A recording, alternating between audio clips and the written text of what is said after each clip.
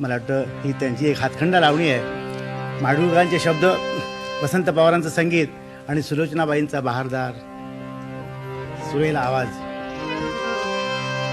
पदरावरती जरतारीचा मोर नाचरा हवा, पदरावरती जरतारीचा मोर नाचरा हवा. आई मला